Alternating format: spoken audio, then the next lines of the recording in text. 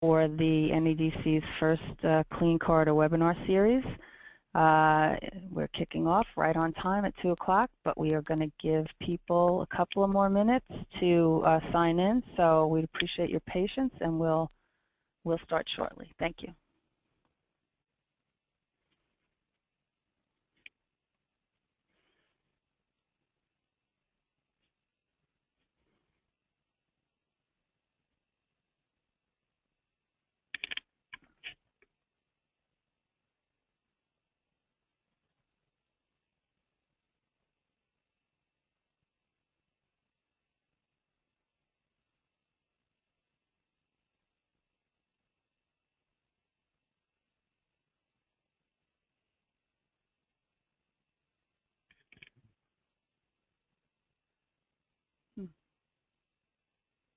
Alicia, can you hear me? Yes. Okay. Sounds great.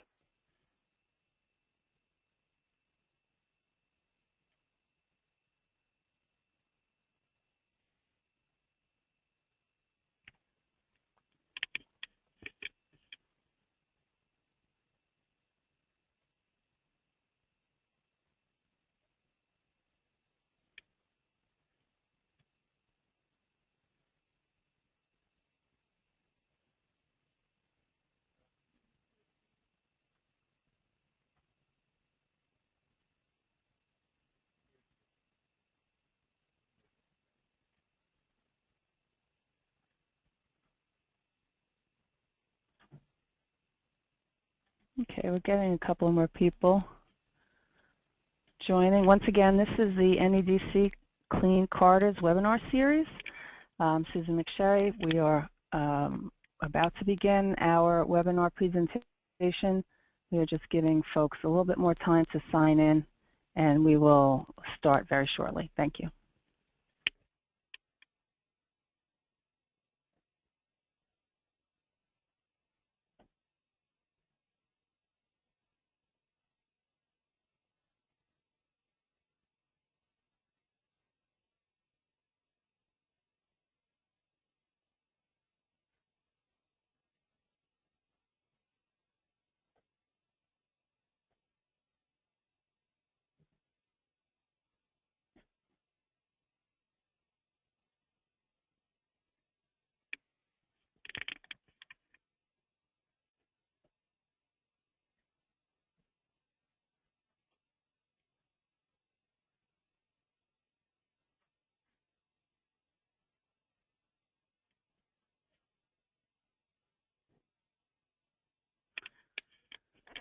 Well, okay then. Thank you for your patience. Again, this is the NEDC Clean Corridors webinar. My name is Susan McSherry. I'm Program Manager for New York City DOT in the Alternative Fuels Unit. And my co-chair, Alicia Gildy from CalSTART, and I are very pleased and welcome you to this webinar series. Alicia and I volunteer as co-chairs for the NEDC, the Northeast Diesel Collaborative Strategic Planning Committee, and one of our goals in this planning season that will lead up to our partners meeting in October in Providence, Rhode Island, is to set up a Clean Corridor webinar series to talk about all of the ideas and dialogue that need to happen to start thinking about how to accomplish clean corridor development in the Northeast, and to build on what has already happened, capitalize on that, and learn from leaders in the industry who have had some success with that. Today, we're joined by Jonathan Overly, who is the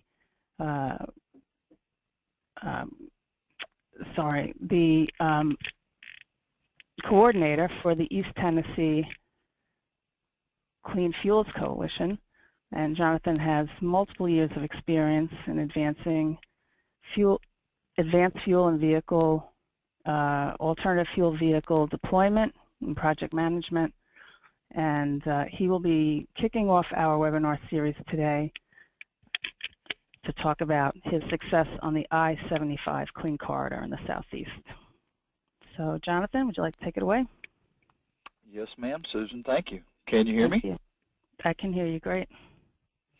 Well, good afternoon, everybody. I've got about, I think it's 25 total slides, about 20 slides of core content for the project. So I'm going to try to go through all these, and I think your fearless leaders want to hold questions until the end. I'll also show you, I have a graph in Excel. It's not in the PowerPoint, that it shows sales through the end of 2014 from the various locations, all grouped together, and what it looks like over the project years. Plus, I'll take a quick shot at the website and show you one or two things you can see on the project website. But as Susan mentioned, I'm a Clean Cities coordinator, one of the 86 across the U.S. We cover East Tennessee. And believe it or not, that vehicle in the bottom right-hand corner, that Dodge Ram 2500, was my rolling billboard for doing coalition operations in 2002 through 2005. I thought, how can I go talk to fleets like Alcoa or Eastman without, at least saying I put my money where my mouth is. So I've always driven an alternative fuel vehicle since starting my Clean Cities program in 2001. And that big old Cummins engine, let me tell you, when you put B100 in a diesel engine, it's like taking the cymbals section out of the band. And you probably, some of you that know something about diesels and biodiesel, but in that case, I mean, that Cummins engine was quite loud, but boy, did you take the clatter out of it when I started using blends above B20. And the top left picture is actually not just bales of hay, those are bales of switchgrass that are processed into cellulosic ethanol in East Tennessee. But getting started here, if you don't know about them, there's 86 Clean Cities coalitions across the U.S. I won't mention everything on this slide other than just to note Tampa. The Tampa, Florida area is one of the newest coalitions. The Western North Carolina, very close to us in East Tennessee, got designated just a couple of years ago. There's a couple of coalitions coming along in Florida as new coalitions. There's a couple other places around the U.S., but we may actually be up to 90 total. But we cover, I think it's something like 80% of the U.S. population, with at least there is a coordinator that can serve fleets in that area, whether you're talking idle reduction, CNG, biodiesel, whatever it is.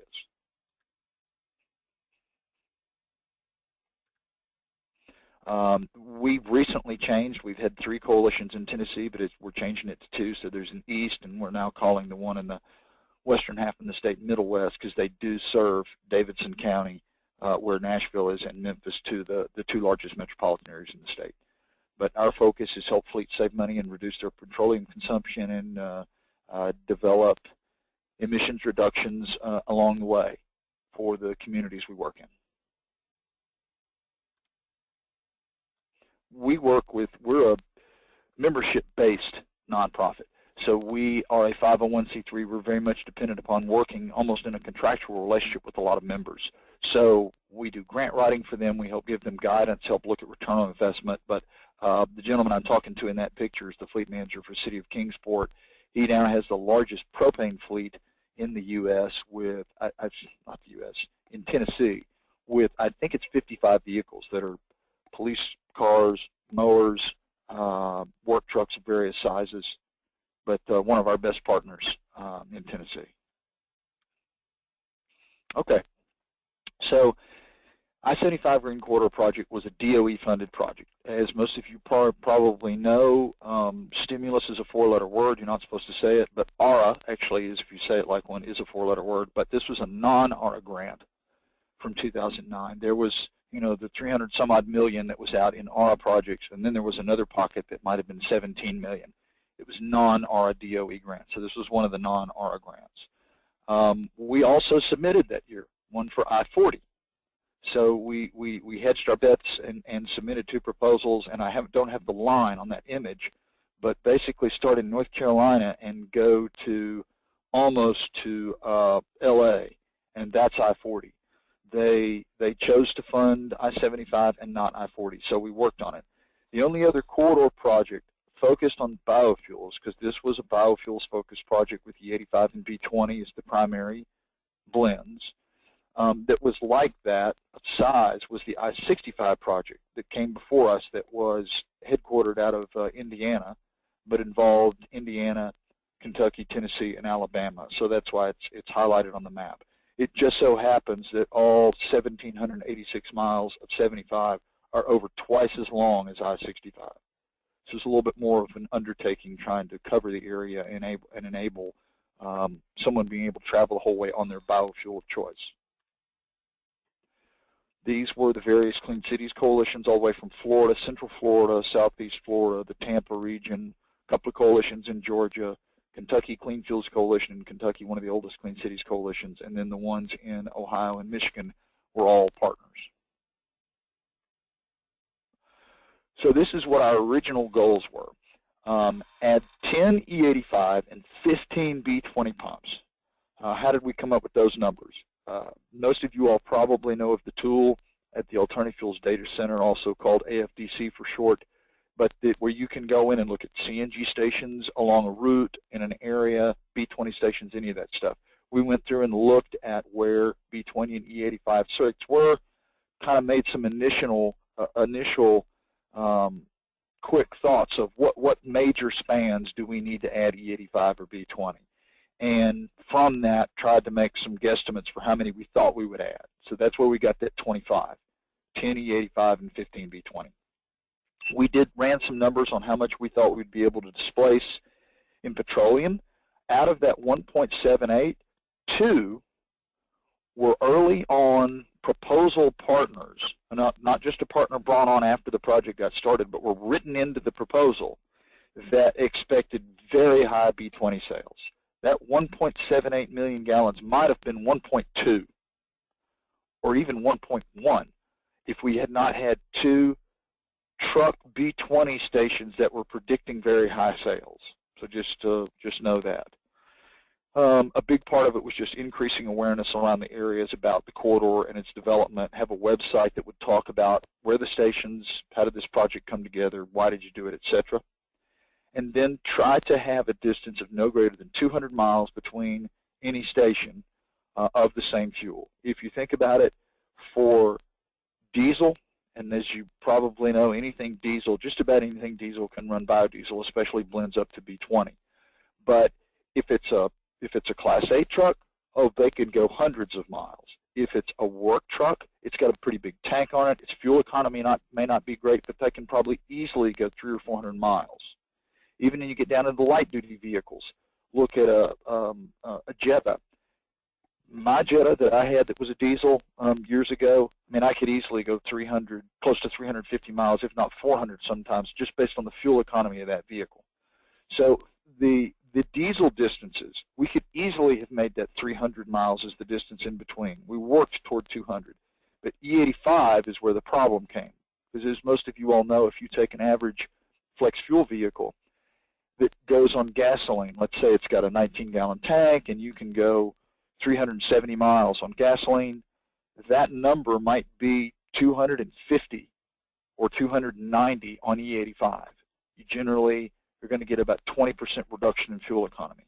So that's where there was a little bit more importance in filling in that 200 miles was on the E85 side of things. The website we developed is cleanfuelscorridor.com. You can go there, and I'll go there quickly when we're done just to show you one or two things on the site. But press releases from the end of it, you know, site specifics, there's all kinds of information on that website. So how did we do? We didn't add 25 stations, we added 39. And the story as it goes, for any of you all that have worked on a large federal grant, depending on when it was, you probably had changes and hiccups and speed bumps along the way. Well, that was exactly what happened for us. We had, out of 25, we had 13 sites signed up already when we sent the proposal in to put in B20 or E85 when we submitted the proposal. Within a year afterwards, now recognize this is 2008 going into 2009, and that was when fuel prices were going through the roof. By the time we received the project, and 6 months later, all of those people had backed out for various reasons. I got probably 6 or 7 different reasons for why those people backed out. So we had 0. We went from 15 to 0 partners within the first year of the project, yet still were able to come back not with 25 but 39 total dispensers. So it was, we didn't just best what we had, we went backwards before we got to 39 total. And I'll explain a little bit more about how that happened. But we built the planet's longest biofuels corridor. Sometimes I'll say the longest one in the universe, because as far as I know it is. I can't verify corridor sizes on Mars yet. But with regard to the 1.78 million gallons a year, even though I was saying a substantial part of that was 2 B20 sites, we, thanks to having that many stations, instead of 25, almost 40, we were like at 1.778 million gallons a year of petroleum displaced in 2014. So I think we met our goal, and I knew it was going to take a lot of stations to make that happen. And certainly there's more biofuels in a gallon of E85 than B20, so the fact that we ended up with more E85 stations certainly helped us toward that displacement goal.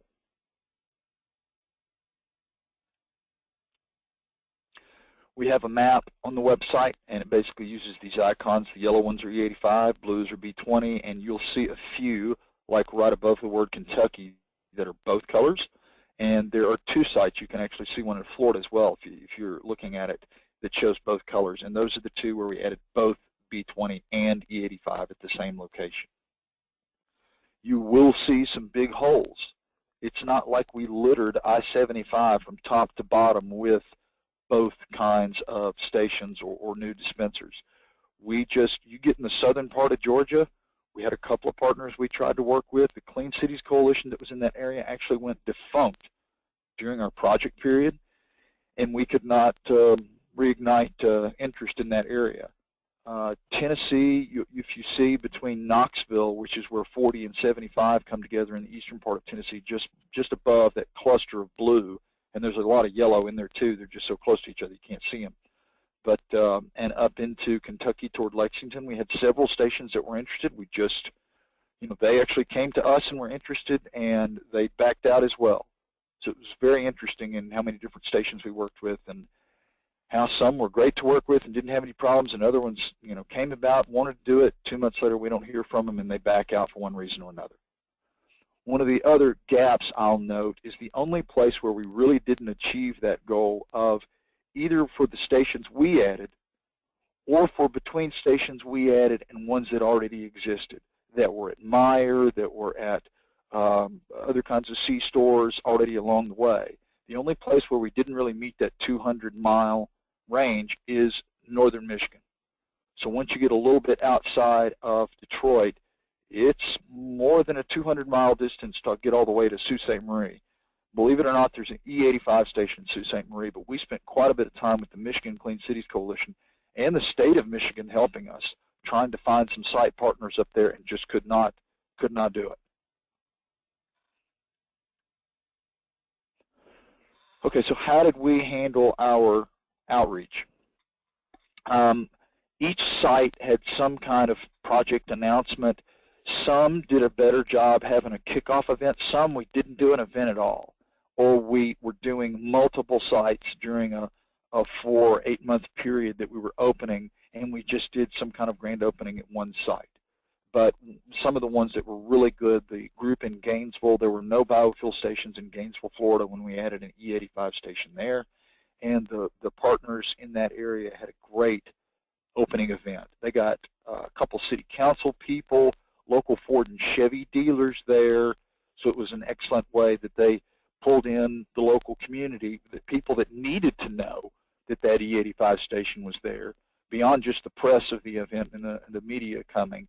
But having those people, especially the local FFE dealerships, know that it was available was a big bonus. They even notified the local postal office, which happened to have some E85 vehicles.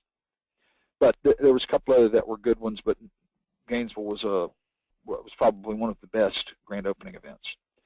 Social media was a big part of it. Twitter, Facebook, and Instagram were the main tools that we used. There's a few others. Flickr, I'll talk about a little bit more in a minute. But all our project partners, primarily in most states led by Clean Cities coordinators, helped us do outreach during a week in June 2014, which once we had, because we did some events for each station as it opened, but then we had a whole week to promote the project in a little over a year ago. So during that week, we set up a couple of things. That Monday, every partner put out their press release. And then some of the other things we did is we had each partner do 4 tweets a day. And 2 of them were tweets about, and we had some themes going with each day, like stations and locations was one day, station partners was another day. But each day we would do 2 tweets, 2 famous people, in attempts to get them just to retweet it, because Bill Clinton has 14 million followers. Mark Ruffalo, I think it was 10 million. And I think the only one we got was Willie Nelson out of that whole group. That because what we did is we went and picked people that were supporters of E85 or biodiesel that are prominent on Twitter. We used I-75 and green as hashtags. When I was originally getting started, I said, let's do I-75 green as one hashtag. An intern, Mike Terreri, who actually now works with the North Carolina Clean Energy Technology Center and does a lot of similar work out of North Carolina, he said, why don't you split it? Because anybody looking for I-75 or green could see tweets you're talking about. So you may broaden the audience by splitting it, and that's what we did. Flickr, if you don't know about it, F-L-I-C-K-R, no E, is basically a picture sharing and repository website. Our coalition has used it for all kinds of projects in the past, and we have, I guess it is over 100 pictures of various stations during grand opening or just otherwise stationed on that website, which I can show you as well. We embedded a lot of pictures in tweets, Facebook posts, and in Instagram. So the next 3 or 4 pages are just photos we used. If you don't know it, in Twitter, if you do, I think it's basically 1 by 2 are the shapes of these, but you will be able to see all the picture when people are scrolling through in Twitter, and only if you post it directly to your Twitter account. But these are some of the post images we used in some tweets. And that's actually one station in Florida in the top left where they added E85 and B20. And you can see at the time, diesel was like, I think diesel was 389 and the B20 was 389 too. I think gas was 350 or 360 and the E85 was 323. Thornton's in Florida were big partners for us. We opened a couple stations with them in Kentucky, Ohio, and Florida. But this is some of the station managers in the top left with the banner we had when we did a grand opening event at one of the ones in Florida. On the right, the only station we opened that was not just B20, but was B20, B50, and B100 was in Atlanta. And this is at a biofuels company or a group called the Southern Alliance for Clean Energy that set up a biodiesel station at their work site in Atlanta. It was a little beyond 3 miles, I think, from I-75. In that case, it was like 3.2 miles. But it was a great site, and they have a lot of users, both corridor and local, obviously in Atlanta, that like biodiesel that use it there. And then the bottom was one of the banners we used. We did set up QR codes for use in some materials, including on the stickers. And I think I have a picture of the sticker. We tried to get stickers on all the dispensers that basically said what the project was, had the logo, and then had that QR code. If somebody wanted to learn more about it, and that QR code, if you scanned it with your phone, just took you to the website. Some of the other social media images we used, photos from a grand opening, one of the B20 pumps in the bottom right-hand corner. Press. So from that week of promotion, we got a couple of nice pickups along the way. Biofuels Digest, if you spend much time in the biofuels world, you'll see that that is a well-respected website that stays on top of it for talking about all things biofuels, be they cellulosic or non.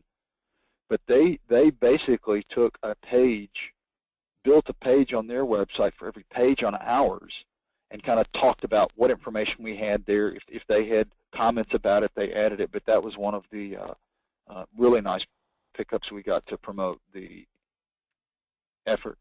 Reuben Sarkar from DOE, a Deputy Assistant Secretary, decided to write a blog post. And I didn't even think about trying to poke my people upstream in DOE and say, hey, why don't you guys help me and write a blog post? He just saw the press on it and decided he wanted to write one. And Trev Hall, who's our regional leader, year and a half ago was telling me, a little over a year ago, Yeah, he really liked this thing. He wrote a post, so he wrote a post on it. We generated 614 views, visits to the site that week, and about 1,500 total page views. You know, people clicking on an average of about 3 pages. They did a visit when they visited. About 4.5 minutes. Most of the age group was 45 to 65. Mobile and tablets were only about 15% of the total. And then those are the other countries outside of the United States were the top external countries for visits, which is very interesting. Brazil's on that list, as some of you may know, at least on the ethanol side of things. They have basically pure ethanol anhydrous, as well as various blends going down to E30 for sale for all vehicles across the country. So interesting that they picked up on it. We did a video, and we used that little bit.ly extension as a short way to get to it, but we had some funds in the project to be able to do this, and I think this cost about $1,500. It was not too expensive, but and I can't click on it inside the PowerPoint and make it run. My apologies. But if you just go to bit.ly/I-75 video, you can see it. And the guy that worked with us did a great job. Came up with the graphics we used in there. So please, when you have a minute, look at that video. Okay, so what did we learn along the way? And I will, I'm going to say a few things that are biodiesel focused before I get into the bullets that are on here.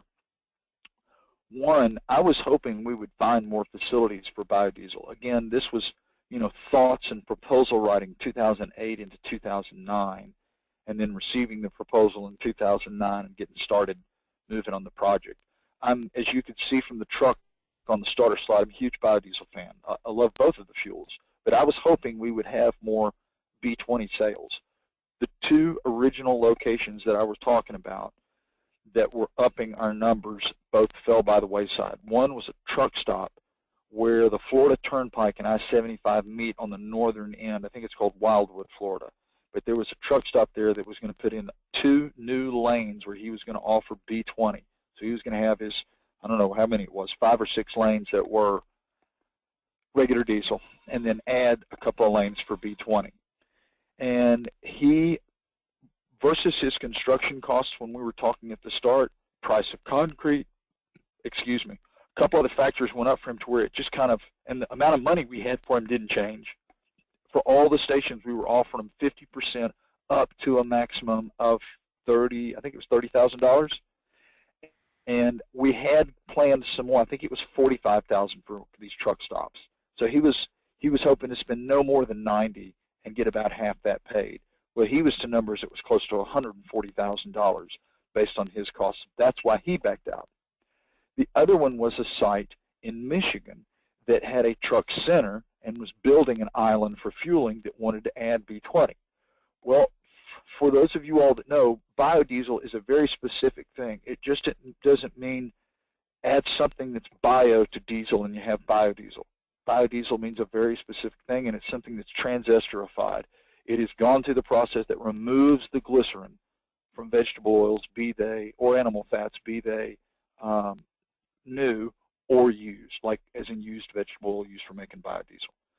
But when we were talking to that guy, he was calling it biodiesel.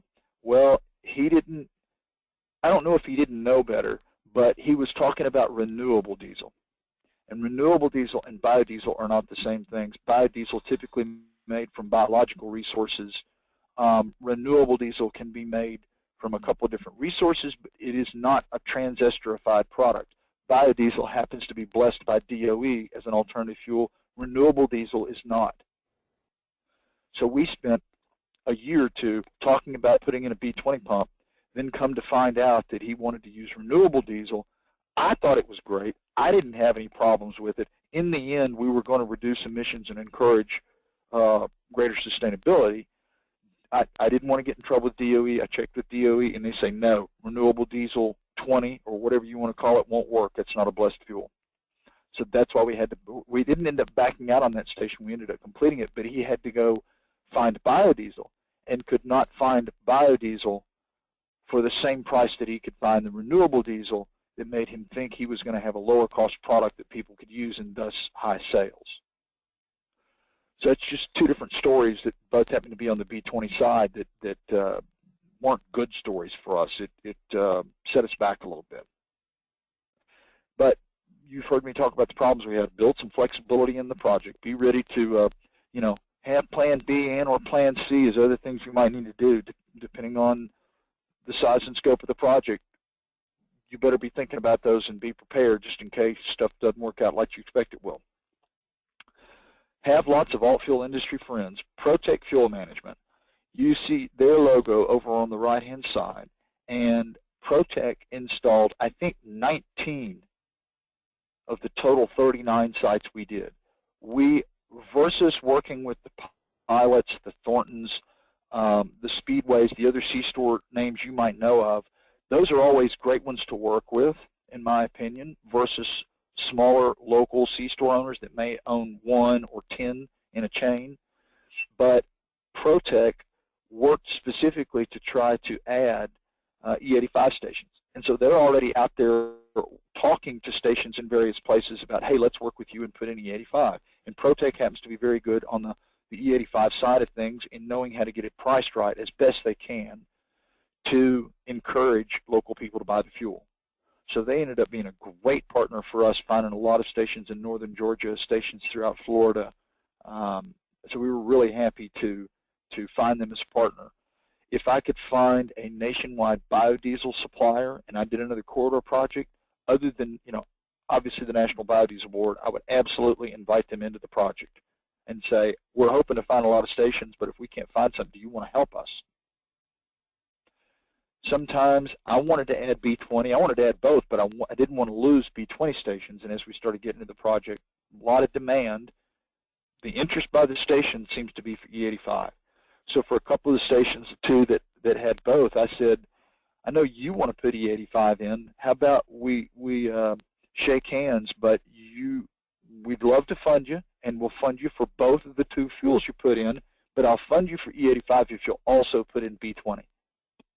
And in two of those cases, we got them to do both. Talk a little bit about prices. Protec was one of the main partners with us for driving down that price. There's other relationships out there. There's various biodiesel suppliers. You may know REG and some of the bigger ones for the ethanol side. Marathon works a lot with the Andersons Incorporated. And so we've developed relationships over the last year plus with them for trying to continue to build out E85 stations and get low-priced fuel in the right place. Because we're not in Iowa or Ohio or Michigan or Minnesota in the Corn Belt, so the pricing over the last 6 or 7 years in Tennessee for E85 has been not good, all the way from, if you were lucky, 15 cents less to numbers that could have been 15 to 20 cents more for E85. And that does not help sales or the impression of the fuel in the community. So we're really happy to have some new partners that are helping us get the price right, at least for Tennessee, not necessarily just for the project, but just for E85 stations we had in Tennessee. Another example of an issue, station in Michigan wanted to put in B20, fantastic. It was a BP right next to I-75, busy part of the city, and really nice guy, Clean Cities Coalition there made the contact. He did basically all the work to get it installed. I think he buried a new tank for the B20, connected it to one dispenser, and was done. He just wanted approval to put B20 on the sign, and he had not asked parent BP, his fuel parent, if it was okay to do that, and they basically told him he couldn't do it. I believe their rules were you already had to have diesel on site and sell a certain amount of it before they would allow you to sell B20, and he didn't have diesel on site. So he didn't get any money from us. We lost the station, and he started selling diesel out of that dispenser. I mentioned the photos and the video. For me, I'm a real visual learner, so the more somebody's done a project and I've got photos of it along the way, it really helps me, so that's why we kept up with what we did. And I'll skip this real quickly, but there's a whole other project we're working on that's adding truck stop electrification along corridors in the southeast, so it's just another corridor project we started. And the first of those that is finished is the Chattanooga. It's a terminal. It's not a Pilot Flying J or a truck stop. It's a private terminal for a Covenant, a trucking company, that a lot of their drivers think the safest place for them to stay overnight if they've got their sleeper cabs is at their terminal. So they've actually installed it and have had nights where 7 or 8 of their drivers are using TSA. Okay, if I can, let me switch over to that graph for sales information. So if you all can see it, this is just, we used pretty fancy, if you can call it that, spreadsheet, but just totaled all numbers from the sales from the website and then had sales from each station, like this Thornton's in Lexington, Kentucky, that sold both E85 and B20, and just had spreadsheets for all the stations, and then it totaled over on this page. But this is just a graph of those total sales. So you'll see, basically, as we started getting stations going and getting those partners, 2010, 2011, that slow increase for each fuel. Again, we got more E85 sites than we did B20, and this is, I think this is actually petroleum use reduction. So knowing gallons of bio in B20 is only 20% versus gallons of E80 of ethanol in E85 are more like 70 to 8, close to 85%. That's why you see higher for E85 in addition to the total and having more stations.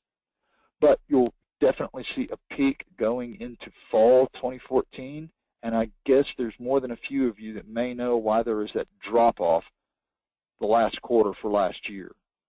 And you see that just a little bit in the biodiesel as well. But clearly we had a whole lot more sales for E85 and petroleum use reductions because there's more ethanol in the blend and we had more stations. The only other thing I think I would do is I'll go to the website and point out 1 or 2 things, and then we can open it for questions. So a little bit of the summary just on one of these sliders that comes through here, some of the other photos from what happened from the project. And actually I need to update this this counter because cumulative we were close to 5 million with in 2014 having about, I want to say it was almost 800,000 gallons in that 1 year. But yeah, the press releases, if you want to see them, from most of the coalition, some of our other partners. We ended up with a kind of a PDF list of those stations. There was a place where you could go find biofuels. I actually need to take this down. We are not still adding stations. The project is over. But gave a nod to DOE for funding us, included tweets as we had about it. But you go to the map, and it's just an embedded Google map, so you can zoom in. Let's say it was this part of Florida, and then click on one of the stations and find the exact address, phone number, when it opened. And we didn't want to put that on our primary map, but in our case, because we know that our stations are not the only ones along there, and if somebody is in Canton, Ohio, and wants to drive to the Smoky Mountains, or let's say they're going to the beach, Tampa, they're going to Clearwater, and they're going to run down there and they've got a flex fuel vehicle. There are stations that have E85 that weren't part of the project. So you can see an external map for where the project stations were that we did, and then you can see an external map that is all. So you see ours with our different icons, and then you see the E85 and B20s and both that are also along the corridor.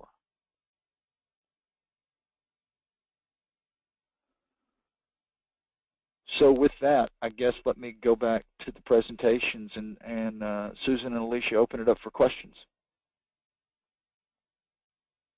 Jonathan, thank you so much for a wonderful presentation. I did have a question. Well, Alicia, are you there? I'm here. Great presentation, great. Jonathan. Thanks so much. I actually have a question for you. And folks who are interested in asking Jonathan a question, just raise your little hand and I will unmute you. Real quick question, I don't know if it's a quick answer. In terms of working with a company, we've identified, okay, so for example, ProTech and Thornton, what's kind of the steps to set up a station, and what is the timeline around that?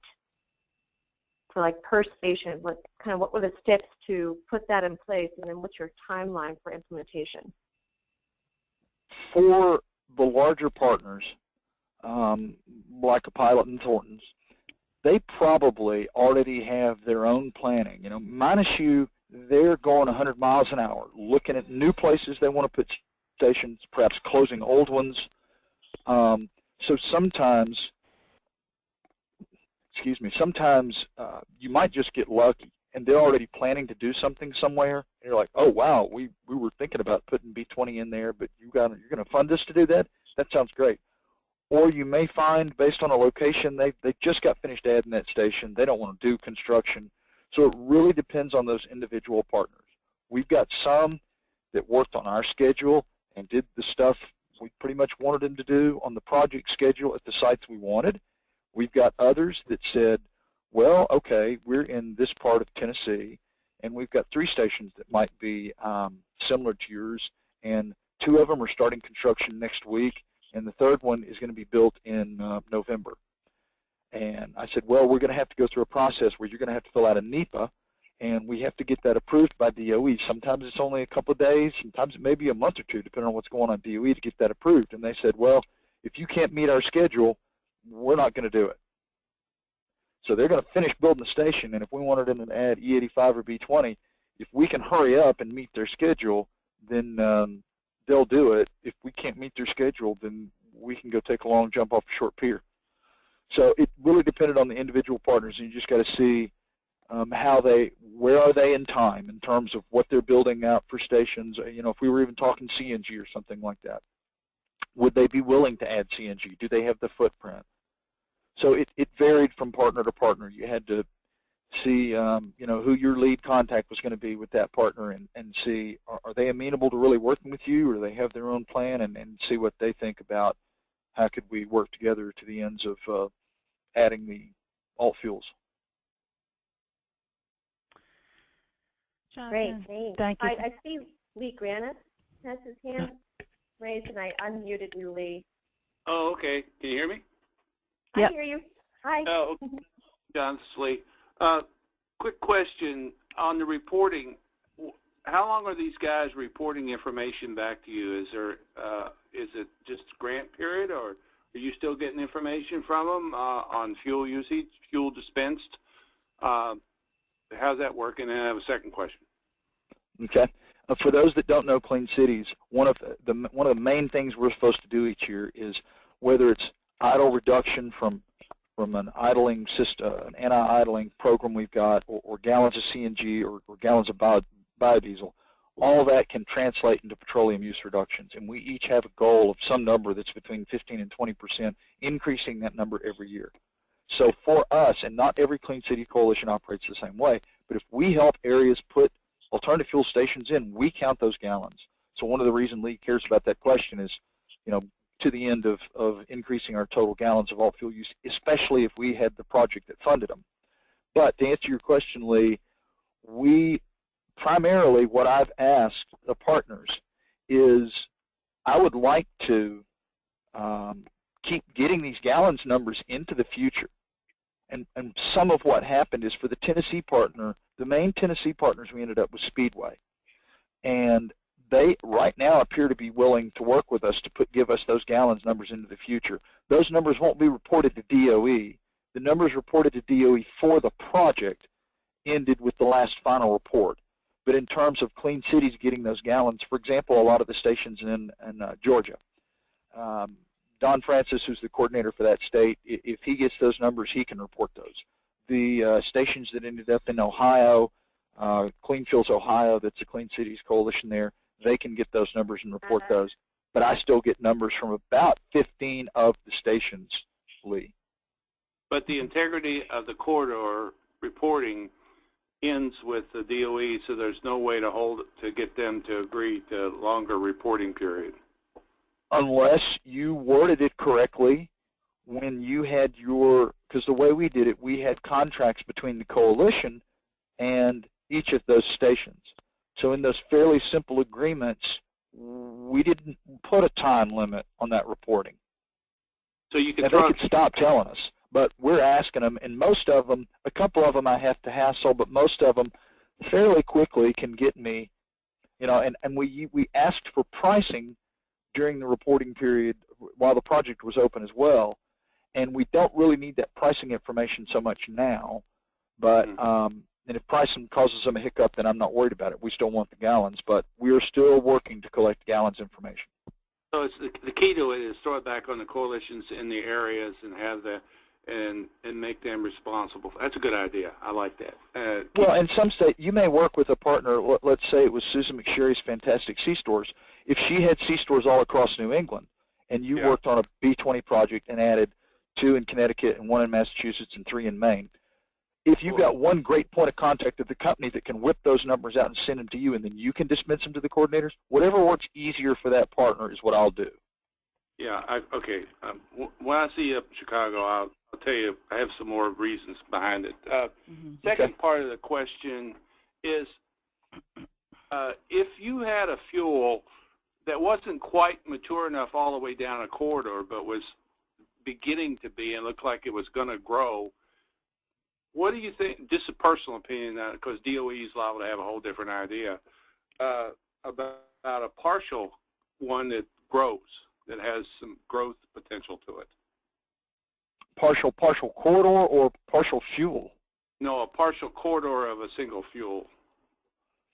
To me, that, I mean, for example, 95. I mean, 95 goes Florida to Maine, doesn't it?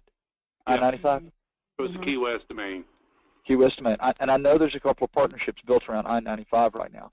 But certainly, I mean, depending on if, let's just say it was CNG, if you looked at that corridor, and let's just say between, you know, I don't know, North Carolina and New Jersey, it was fairly full, but there was some holes that were like 150, 200 miles apart as you got into New England and down in Florida.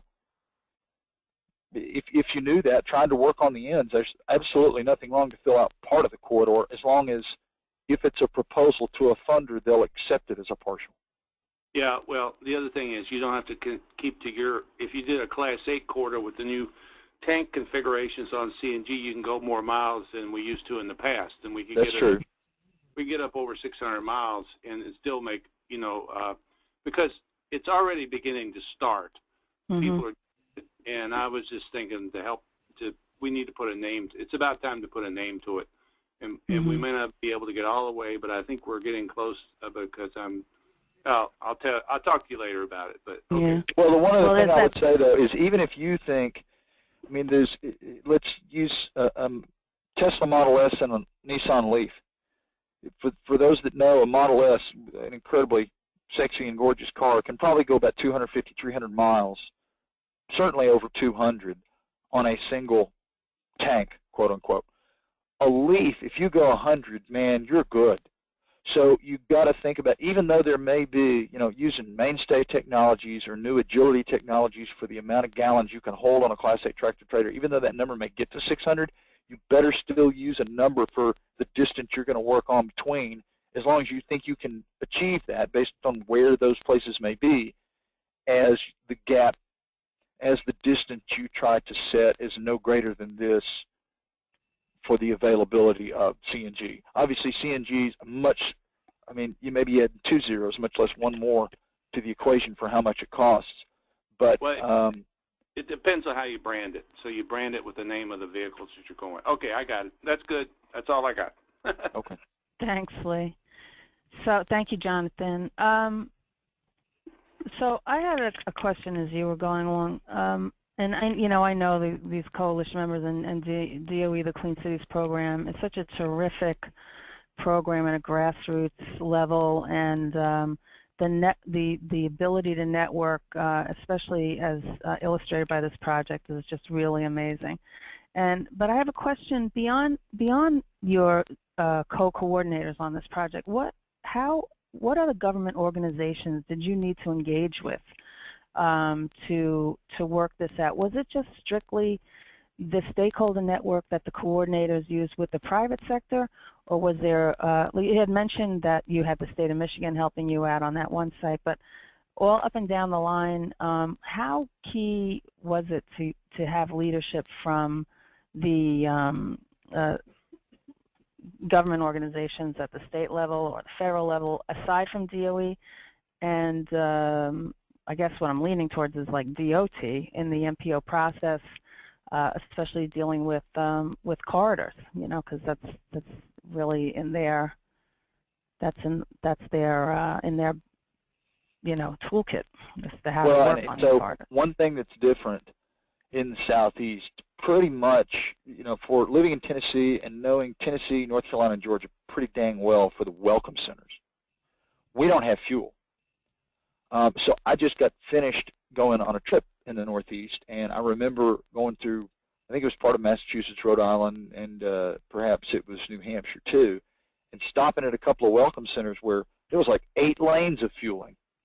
And there was a McDonald's and 3 other little restaurants in one of those places. It was like a smorgasbord of all this kind of stuff, versus in the Southeast, at least for a welcome center, it wasn't that way. So I can see how, at least in the Northeast, this may be more of a reason why you would involve state agencies. But the reason I went back to this slide, we started off with either the energy office or it could be transportation as who we asked if they would like to be involved in the project. And we had varying levels of response from different states. For example, we had a decent response from Kentucky and the energy division there. They got on like one of our first calls. It was a quarterly call, and then didn't join after that. Michigan, we had one of our best relationships, and it was essentially the state energy office there. And he was on our calls until 2014, the guy that was he was not the state energy officer, but he was in the state energy office. And they had a couple of grants that were available to help biofuel stations there that was state money. So oddly enough, we didn't have as much success in Michigan as we wanted, but we had an opportunity to team the federal dollars and the state dollars to provide more of an incentive, and we still couldn't make it happen. But it really depended. For example, in Tennessee, I knew enough about the process that I really didn't need TDOT, Tennessee DOT's assistance. And the state energy office knew what we were doing. I guess it depends on the project. I would always open the door for them to be involved, as long as I know somebody that's DOT, energy, if it's an ag fuel, if it's biodiesel, if the Department of Agriculture in the state, you know, does some work with biodiesel, absolutely invite them to sit at the table and see how they could help. I know in New York, NYSERDA is a big funder of things that go on, but I don't know if the Department of Agriculture gets involved with any of these fuels and trying to make them available. Biofuels, that is. Yeah, I'm better off. I'd rather have them there, and we figure out that they can't do much than not have them there and go, wow, don't we wish we had X, because they could at least answer a question for us every once in a while or contact this person that might be able to help us. Right. So we didn't really have that tie-in of they oversee the operation of stations like might be in the Northeast, for a more important of involve them because we're going to put it at their site. So we didn't run into that in our project, but where that was more prevalent, geez, that might be the place where I started before we even got into proposal writing. Yeah. Well, I mean, sometimes it works bottom up and sometimes it works top down. Yep, that's right. Are there any other questions? Anybody else have anything they want to share?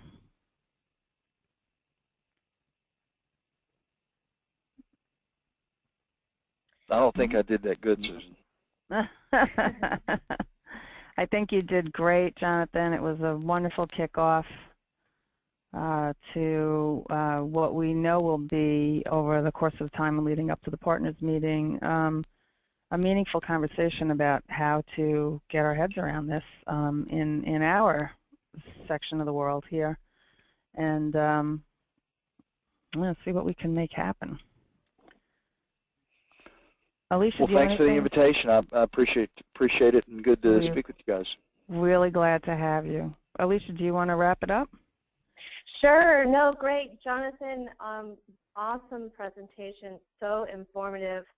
I'm so glad we recorded this so that folks can witness this presentation if they weren't able to attend today's webinar. I think this was just excellent, and the background that you provided, extremely helpful, and this is a great way to kick off our Clean Corridors webinar series, and we look forward to continuing the conversation. I just wanted to quickly bring two important events to everyone's attention and to save the date. Glenn, we are going to have on September 24th, 2015, our next speaker is going to be Cliff Gladstein with Gladstein, Leandros & Associates, and he's going to be talking about the Interstate Clean Transportation Corridor. So we'll be getting an invitation out to you all soon to participate in that presentation. And I think we'll certainly learn a lot from Cliff's leadership with this project and all the players that were involved. And this will be a good topic, talking about alternative fuel infrastructure as it relates to natural gas. So I'm certainly looking forward to this presentation, and we're excited to share that with you. Another very important save the date, we are going to be hosting our next Northeast Diesel Collaborative Partners meeting on October 26th to 28th in Providence, Rhode Island at the Providence Marriott downtown. We'll be sending out an official save the date invitation to everyone very soon so that you can make your arrangements and RSVP. But otherwise, thanks so much. Feel free to reach out to Susan and I if you have any questions. We will continue to bring important topics to your attention, and have a wonderful day. And again, we'll host this presentation and the recorded webinar on the NEDC website, which is www.northeastdiesel.org. All right, everyone. Thanks so much. Thanks, Susan. Thanks, Jonathan. Thank you, everyone. Have a wonderful day.